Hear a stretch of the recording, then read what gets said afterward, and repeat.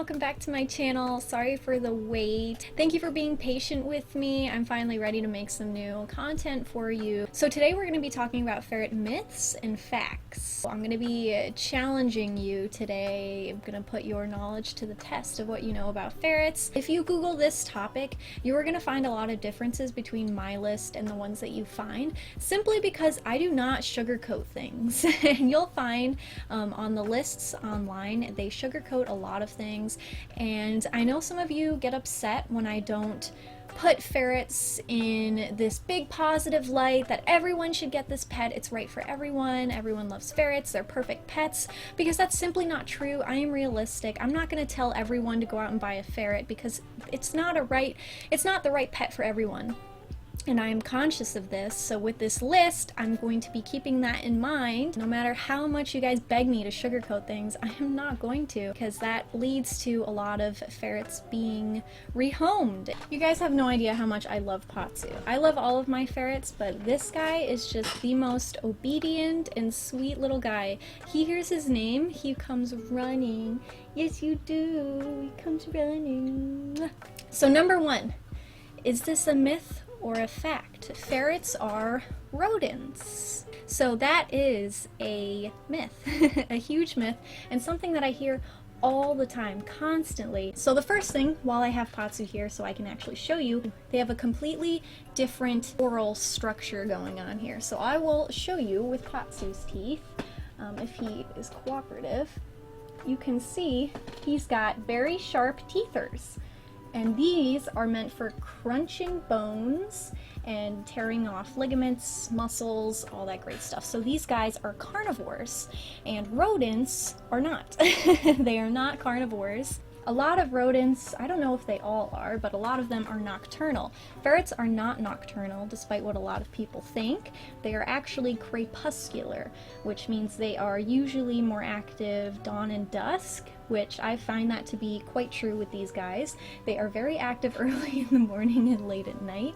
Okay, Pazu, I'll put him down. He wants to go sleep now. Although they do have the ability to adjust their schedules to match their owners, which is really cool. So if you are really active at night and not so much during the day, a ferret will usually adjust their schedule to match yours because they want to be awake when you are. They want to get your attention and etc. They are also part of the Mustelidae family, so it's a completely separate family than rodents. Number two, ferrets belong in a cage all day. This is a myth. I know, because I think it goes along with the first one. People think that they are rodents, so they deserve to be in a cage all day. I don't think that rats should be in a cage all day either, but they are very different from ferrets. Ferrets need a lot of time outside of the cage. They love to roam and explore, much like a cat, so it's great if you can offer them a life that's similar to a cat. Ferrets destined to a life in a cage will be very depressed, very lonely. It's just overall great for both you and the animal to allow as much free roam time as possible. Ferrets are illegal to own in certain places. This is a fact.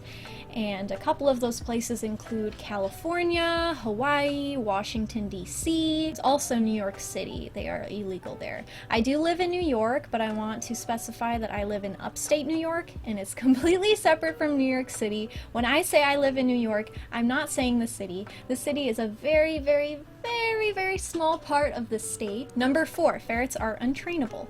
This is a myth. I think it also goes along with the first one, even though a lot of rodents are very, very smart and they can also be trained. It's sort of just a stereotype that people have.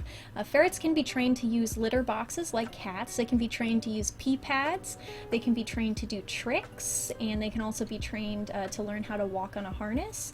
They can be trained a lot of things. They can be trained their name, to come to their name, pretty much anything that you can train a dog to do, but it will take extra time for a ferret because they have shorter attention spans than a dog does. So this next one was a little tricky to explain in my little write-up that I have here. This is something that you see in a lot of the lists if you were to Google it, is ferrets smell, and many of them say that that is not a fact, when that's simply not true. All animals smell. People will tell you that they don't smell, and that's simply not true. Again, smell is very subjective. Diet plays a huge part in the way that a ferret smells, in a way that many animals smell, like dogs and cats. Diet plays a huge part in that. If you feed a healthy, ideally raw diet, your ferret should smell pretty fine, pretty tolerable. Also, if you allow them a very large space to roam, their scent doesn't get to, build up in, let's say, the cage, for example. Also, while editing, it made me remember a certain situation not too long ago, maybe a few weeks ago, where someone was upset by the way that I described kibble-fed ferret smell versus raw, when it is totally my opinion, and a lot of people have the same opinion, that raw-fed ferrets smell much better than kibble-fed ferrets do. I recently fostered 2 kibble-fed ferrets, and I thought that they absolutely reeked. I couldn't handle the smell. They made my entire apartment smell bad, and people that came over to visit said that they smelled much worse. So this is just my opinion, the opinion of others that I've met, so please don't get butthurt over my opinion. Thanks. And you'll notice if you go into the pet store and you smell those ferrets, they smell nasty. I'm telling you this right now, they smell like dried urine. It's not pleasant. However, that's because they're being fed a poor diet and they don't get any exercise in the pet stores, so that is why. But anyways, moving on. Number 6. This one grinds my gears. Ferrets are hypoallergenic. This is a myth. Many lists will tell you that these pets are perfect for people with allergies, and while sure, some people with allergies obviously may do fine with ferrets. It's how it goes for everything with allergies. People react differently, and it depends. Some people react to, let's say, the urine of the animal, the saliva, the hair, the dander. Ferrets do not produce much dander, if any at all, so if you have issues with that, they may be fine. But I have met many people, at least a handful, who are allergic to ferrets. I highly recommend that you go to a shelter first. Try hanging out with some ferrets to see, or volunteer. I will tell you right now, you can develop allergies overnight to anything. And it's really sad because over time you can just become allergic to things like your dog or your cat. It doesn't matter how long you've been okay with certain things. It can still happen. That's the nature of certain, allergies. So yes, I have personally met people who are actually allergic to ferrets. So the reason why I wanted to put this in my list is because I don't want people to go out with like severe allergies think that, oh, I can get a ferret because they're hypoallergenic, bring the ferret home, and then realize that they're allergic, severely allergic to them, and then have to rehome them. That's really stressful on the ferret, really stressful on the family and the people who accepted these animals into their life. So I just wanted to put that warning out there. Please let's see first before you go adopt to make sure that you are not allergic. Number 7, ferrets are prone to diseases and illnesses. This is unfortunately a fact. This is true. Unfortunately, due to poor breeding, U.S. ferrets in particular are prone to many illnesses.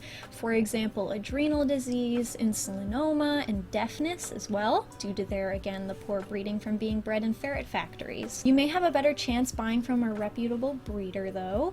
There are a small handful around the United States. Just make sure that they are reputable. Do your research first. I have nothing against reputable breeders. I know me being so pro-adopt, pro-shelter, it makes it seem like I don't appreciate the breeders out there, which I definitely do. I have nothing against buying from a breeder. You may be able to avoid certain illnesses if you go that route, but it's not guaranteed, and there are a lot of ferrets that still need homes. Number 8 is something that I've seen on a few lists for some reason, and it's that ferrets are silent.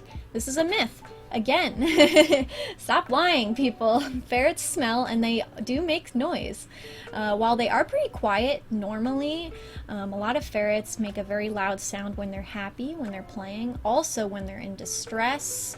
A lot of babies make sounds because usually they are taken away much too early from their mothers, so they are still searching for their mothers. A lot of the young, like 8-week-old, 7-week-old ferrets that you find at the pet stores will be making this sound. So that's a very loud sound. The duking when they're happy is super, super cute. They also make a similar sound when they're in distress. So for example, if I hear, Momo doesn't really duke that much, so when I hear that sound coming from her, it usually means that she's in trouble. So a couple times I found her nails stuck on something. No matter how short you cut their nails, they can still get stuck in like loose fabric and stuff like that. Deaf ferrets tend to be pretty vocal because they don't know how loud they're being. Momo is extremely loud, and so is Appa when they're playing together. So they're super loud.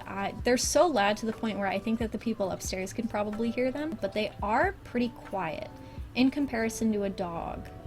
Number 9, ferrets have great eyesight. This is a myth. Ferrets do not have great eyesight. It is thought that they may only see in reds and blues, but they do have an amazing sense of smell, and it kind of makes up for that. And some ferrets have really, really great hearing. Number 10, ferrets are picky eaters. This is a fact for a lot of ferrets, and of course, maybe not for others. There are some ferrets out there that will eat anything and everything, but most of the time they're pretty picky. They usually imprint on their food at a young age, so it becomes trickier to introduce new foods to them, although it is never impossible to do. It just takes a very long time sometimes, or it can be a really smooth transition. It really depends on the ferret. Number 11, ferrets are mean. This is a myth. This is a myth that I believed in growing up. When I would see ferrets at the pet store, my parents would always advise me not to go near the cage or they'll bite me, etc. They are generally very, very sweet if you treat them right, and that goes for certain dog breeds and cats and like any animal really. If you raise them right, they're generally pretty nice in the end. But again, it depends on the animal, but most of the time that's the case. Ferrets have the capability of being great family pets if raised right, and usually it's like the children that have a problem. The children are holding them too tight or playing with them too rough, not holding them correctly, and then the ferret retaliates. So ferrets do bite. You know, that's not a myth. They bite, and they can learn to do so softly though during play. If you train them right, again, raise them right, they will naturally learn to respect you over time. Okay, so my last two. Number 12, ferrets are wild animals. This is a myth. Ferrets are domesticated animals, so you can't just throw them out in the wilderness and expect them to be able to survive. Basically like the domesticated subspecies of the European polecat. And in places around Europe, you are actually able to obtain polecat hybrids, so polecat mixed with a normal ferret, which is pretty cool. They tend to be more on the wilder side. And the last one, which is a very common one, is ferrets should be bathed. This is a myth, along with a lot of animals actually. As I've been researching this more and more, there are a lot of pets that shouldn't be bathed. So soaps and shampoos are harmful for ferrets and other animals that cannot be bathed. Instead, you can give them oatmeal soaks infrequently, so this isn't something that you should be doing all the time. It's good during shedding season, where your ferrets are super itchy and they just need a little bit of extra help to get all of that loose hair out. So that is my list of ferret myths and facts. I hope you enjoyed it. I'll see you guys in my next video, and I hope you have a great day.